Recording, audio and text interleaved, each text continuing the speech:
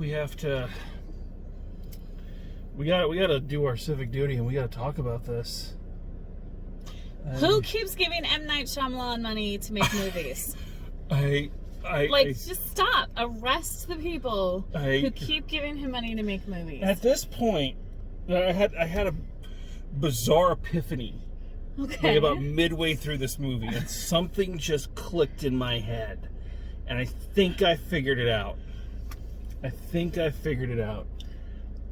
I believe that M. Night Shyamalan is fucking with us.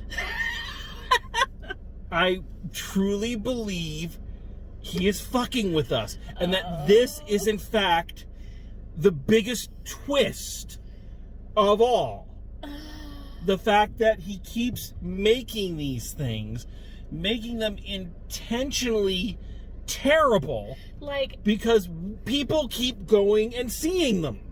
So the twist is he's trying to make a terrible movie and see if he can get away with it. And no, not so much that he can see if he can get away with it. No, it's much more elaborate than that.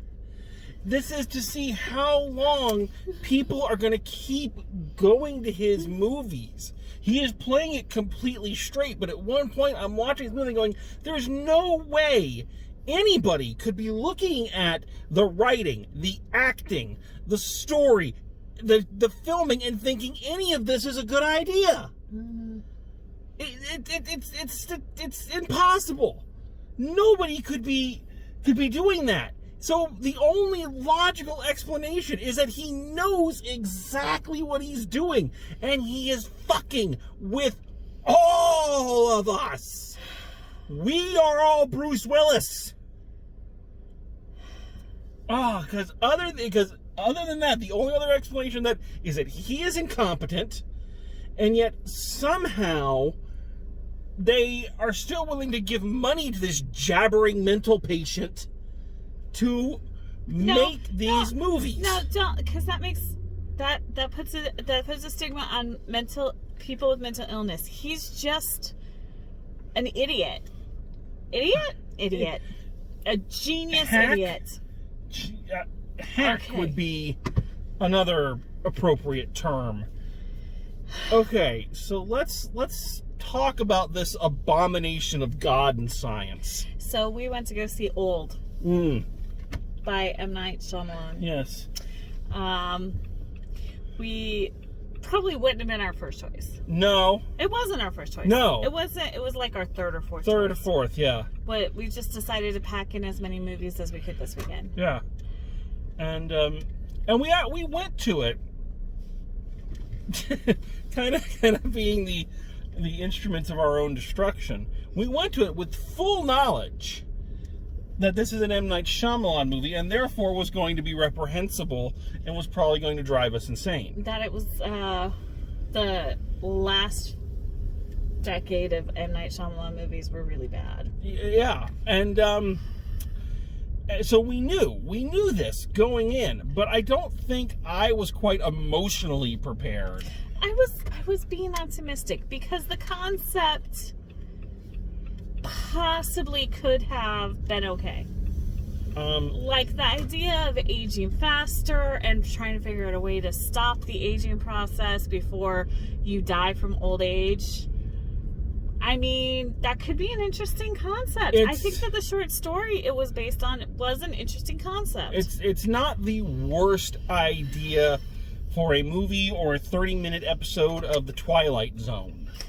But oh my god. Okay, so first of all, this movie didn't foreshadow. This movie slapped you upside the head with information that you might need later. In ways that I guess this links back to just the overall problem of terrible writing.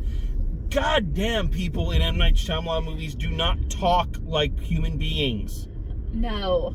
Do you know what I noticed is that he settles on a character trait and then he just stomps it into the ground. Yeah. Like the one character is a counselor, a psychologist, so every sentence she has is something about we should talk about this. It's some stereotypical counselor jargon. I'm sorry. I take counseling classes. Generally, you don't, and outside of a counseling situation, you just don't talk like that. Yeah. No, my favorite is the completely I have not since Michelle Tanner on Full House have I seen a more unrealistic kid than the boy in the first half of this movie, speaking in ways that no kid talks. Well, no, I've seen especially kids on the spectrum. Sorry, kids on the spectrum, precocious kids on the spectrum. They could talk like that. Yeah, I've seen that. But basically, this kid has a quirk where he asks the names and occupations of every single person he meets, and they use that as exposition. Yes. And it's gross. Because mine would be, hi, what's your name and occupation? My name is Brandon, and I punch obnoxious children in the face. You would not. You're the biggest teddy bear. Oh, I would have made an exception for this kid and the kid from Once Upon a Time. But anyway, so yeah, and that is an aspect of his writing. You see this in so many of his movies. Oh, it's so heavy-handed. It's the character has one trait, and therefore that is everything. All that, yeah, that's it. That's all that they do. And it's the one trait. It is. Oh, and the rapper guy is actually from a middle class family. Yeah, no one is surprised by this. Like, nothing is shocking about this. It was just so. The writing is beyond. Like, I swear, this dialogue would be great if it was a first-year writing student, and you went, "Oh, well, that's a good try." But let's talk about how to actually make realistic dialogue. But you pile on top of it people who are just, I'm sorry, just awful. Just. Yeah, they were really just. Except for the nurse and the counselor. The nurse guy. Besides the characters being badly written, like them as people were not bad. Yeah, well, he's the guy playing the nurse. Yeah, he's a pretty good. He's a decent actor. He's a good character actor. I've seen him in. He was in this awesome show called Night Shift that I just totally was obsessed with and did not get the credit it deserved. No, but he was okay. But I mean, on the whole, and I'm not trying to be dismissive here. I am not trying to be mean-spirited or xenophobic or anything. But when you get a bunch of people who English is not their second language or not their first language, and you give them bad dialogue, it just is not a good combination. It just doesn't work for you, folks. It just. And the thing is, it's like, I know Gael Garcia Bernal. I think I said that right. Now it's 12:30. I think he's a decent actor. So it's okay. Also, the whole concept of this is that they're on this beach that's making them age faster. Yes. And then they say their hair and nails aren't growing because those are dead cells anyways. But the cells are dead after they've been produced through your cells. Short little sidetrack here. When my mom was going through chemo, both of my parents have went through chemo. When my mom was going through chemo, we talked to one of the nurses and the doctors about why hair falls out and fingernails get really brittle. And it's because chemo is meant to attack the fastest growing cells, because tumors and cancer are cells that are growing faster than they're supposed to be. Okay? So the reason that the hair falls out and the nails get brittle is because they attack those cells too, because they're fast growing. So theoretically, if the concept is that this mineral is making your cells grow faster, your hair and your nails would be growing 7 times as fast. Not at all. Not at all. So seriously, a Google search. M. Night Shyamalan, with your millions of dollars, you could have done a Google search about cells, and then it's one of those things that in your stupid sci-fi movie that I don't really felt needed an explanation. Yeah. You know, it's kind of like I remember the movie I reviewed 2 years ago, The Replicants, where Keanu Reeves clones his whole family, and yet the cloning process knew exactly how long their hair was and stopped there. Yeah. You know, I think it's one of those things you just accept. Yeah, it's like, no one cares. Nobody was asking that question. Yeah. Because there was too many other things to distract us. I want to focus on, you know what I want to focus on is the thing I don't want to focus on. I want to focus on the extreme ick factor of this movie. Not in terms of the gruesomeness of some of the things that happen to people. There are some pretty gruesome moments. Yeah, there was a couple times I had to close my eyes. There are, though I don't believe that hysterical laughter from the audience is what he was aiming for with one of these. Like, seriously, like, if anything tells you what the reaction to the audience is going to be, is the fact that this moment, which the way it's set up in the film is supposed to be a really scary, like, gasp, like, you know, get you in your seat kind of moment, and the theater just erupted. Everybody erupted. They were laughing, you know, so. Yeah, and then that was just the beginning of the end. Yeah. But I'm not talking about that ick factor. I am talking about the little kid ick factor. Yeah. So I started getting a little uncomfortable fairly early on when how old is she when she starts? 10, 11? 11. 11-year-old daughter character comes out in a bikini. Okay, kids wear two pieces all the time, but this one is riding up her rear end quite a bit, to the point that you're like, okay, we need to get a better costume here. This is and okay, you know, and then during the aging process, I disagree with that part. Like, when she was 11, that was okay. That's honestly, that's how girls' swimsuits are cut now. But get over it, old man. I love you. I love you dearly, more than anything in the world. But okay.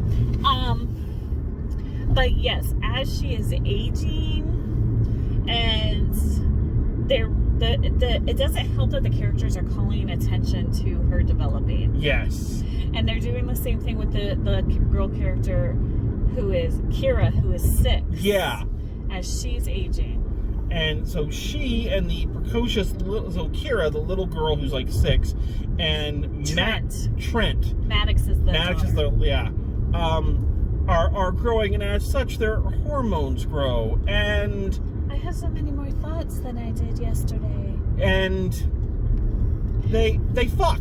Yeah. Don't say it like that. It's okay. They fool around. And she gets pregnant. Yeah. I was done. Yeah. I was already not, and I wasn't invested in anything that was happening, but it was like, no. I know. No.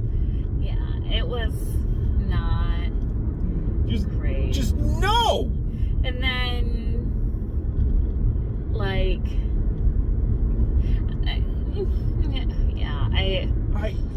it was not great. And then the whole pregnancy is tragic too. And oh gosh, now I did enjoy one part. Can you guess what part I enjoyed?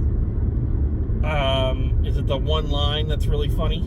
Well, which line was that? I don't remember. There was one line. I'll give the writing the writing and performance credit for one line, and that's when they're talking about, you know, how fast they're aging, and they say, well, you know, some of us just don't show it, and the two black characters look at each other and go, now they wish they're black. And It was like, that was funny, because Whoopi Goldberg says black don't crack.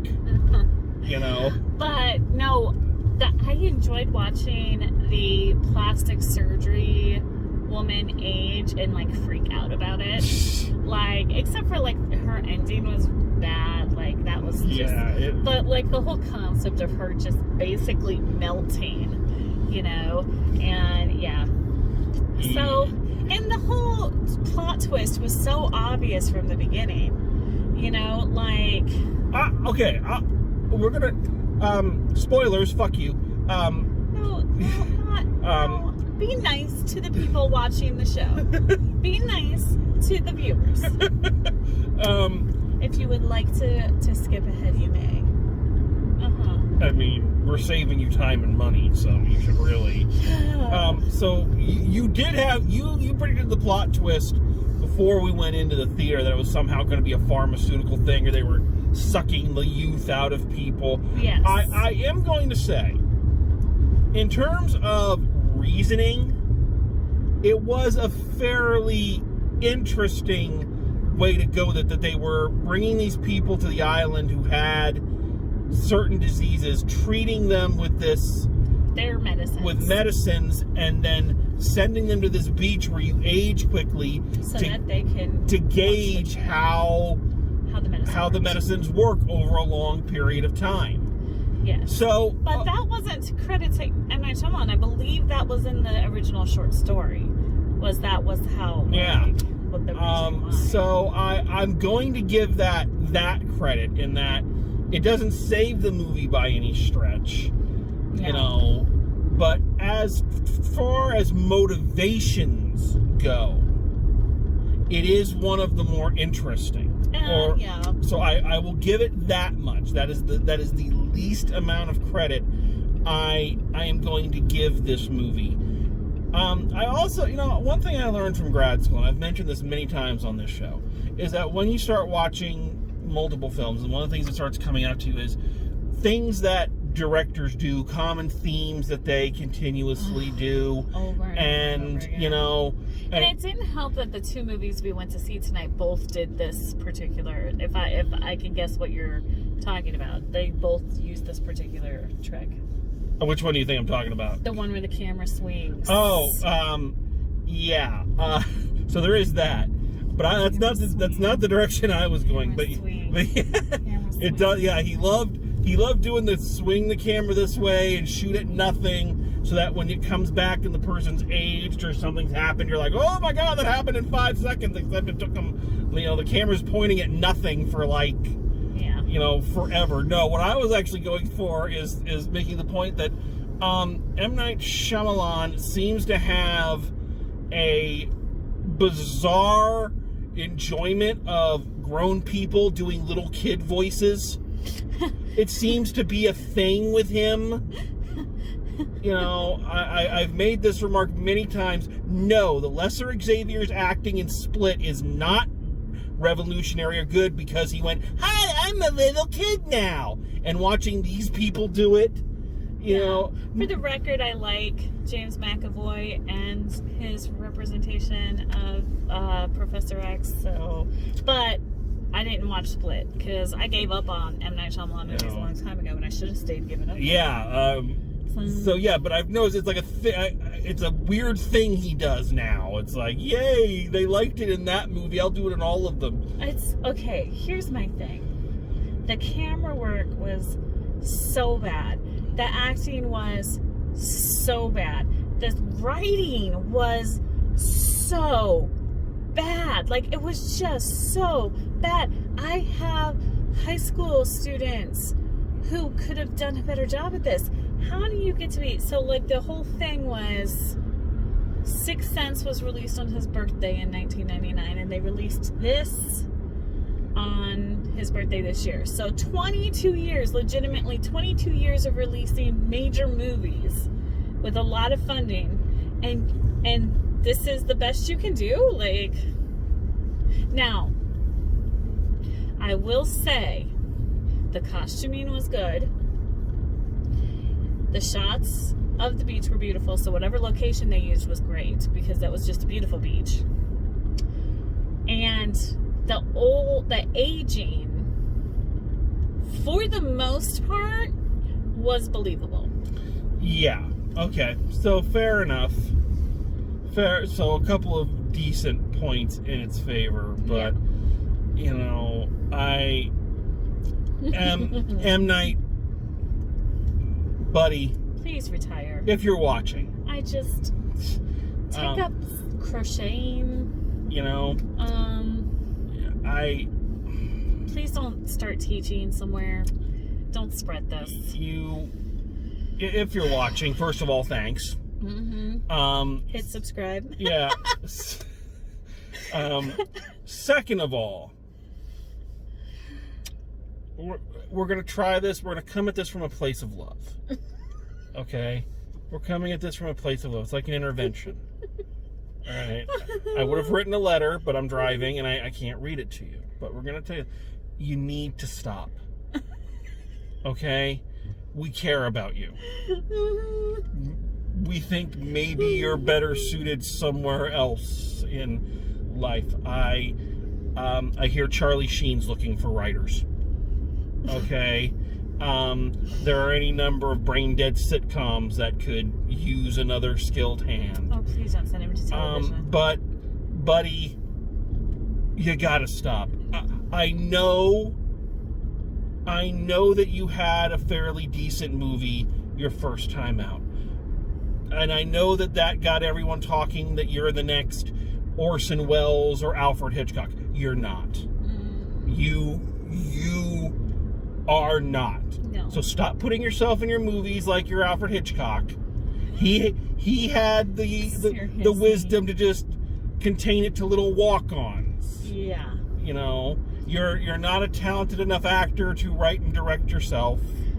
Buddy, you just need to stop. And studios who keep giving him money, yes, give it to Jordan Peele and walk away. Walk away. Give it to just about anybody. There's got to be something better. If you really have too much money, if the problem here is you need to get rid of your money, give it to me.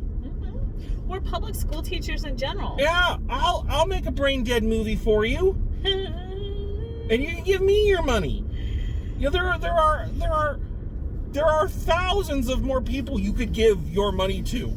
You could burn it, and it would be a better use of it than giving it to him, thinking this time it's going to be different.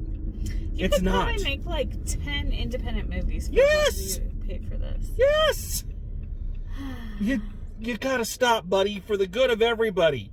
You're just maybe go into producing. Nobody knows what they do anyway. Yeah.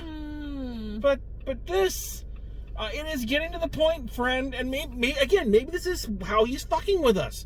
Maybe it's turning into an Ed Wood thing.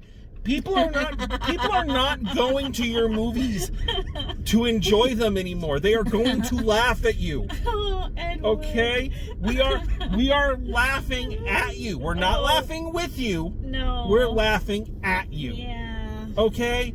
I'm sorry, buddy. Please. Oh. Please. Just stop. Yes. Just stop. Okay. Oh. Let's wrap this up. Let's wrap this up. And before I go, one other appeal before we final grade. Folks who go to see these movies, stop. Oh, we're some of them. We paid for this. We paid Saturday night prices for this. But to review it.